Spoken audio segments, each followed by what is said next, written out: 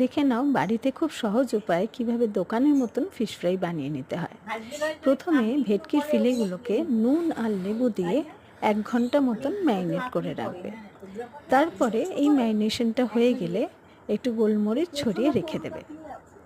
তারপরে ম্যারিনেশনটা হচ্ছে ধনে পাতা, পুদিনা পাতা আর কাঁচা লঙ্কা মিক্সিতে বেটে একসাথে এই ফিলেগুলোর মধ্যে ছড়িয়ে মেখে ঘন্টা 1.5 থেকে 2 রেখে দিলে খুব ভালো হয়। যদি হাতে সময় না থাকে তাহলে হাফ অ্যান আওয়ার মতন রেখে দিলেও হবে।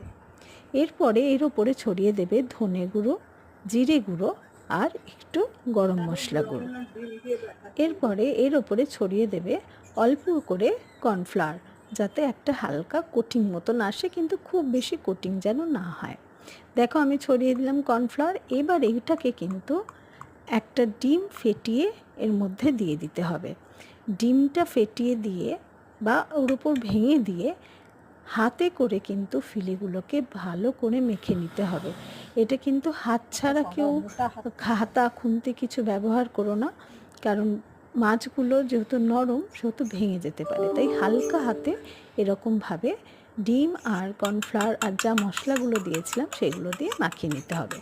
অন্য একটা পাত্রে ডিমের মধ্যে 2টো ডিম আমি নিয়েছি, তার মধ্যে নুন আর গোলমরিচ দিয়ে আর অল্প একটু ময়দা দিয়ে ভালো করে ফেটিয়ে নিয়ে মাছগুলো ওর মধ্যে ডুবিয়ে নিয়ে ফার্স্ট কোটিং করে তারপরে একটা থালার ওপর ব্রেড ক্রাম্বস ছড়িয়ে দিয়ে সেই ব্রেড ক্রাম্বসটাকে ভালো করে মাখিয়ে নিচ্ছি 2 পিঠে ফিশ ফ্রাইয়ের। এবার ভালো করে একটা কিন্তু শেপ আমি দিয়ে দেবো, একটু টাইট করে দেবো যাতে সব ব্রেড ক্রাম্বসগুলো এর ভেতর আটকে থাকে। দেখো আমার ফিশ ফ্রাই রেডি টু ফ্রাইয়ের জন্য একদম রেডি। তেলে ছেড়ে দিচ্ছি এবং অবশ্যই ছাঁকা তেলে এটাকে ছাড়বে। আমি সাদা তেল ব্যবহার করেছি ফ্রাইগুলোকে করার জন্য। হালকা বাদামি হয়ে গেলে একটা পিঠ, তখন আর একটা পিঠ কিন্তু তোমরা উল্টে দেবে।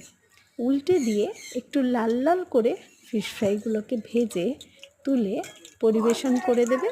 দেখবে কেউ খারাপ তো বলবেই না, উপরন্তু দারুণ খেতে হয়েছে বলবে। এটা আমার গ্যারেন্টি।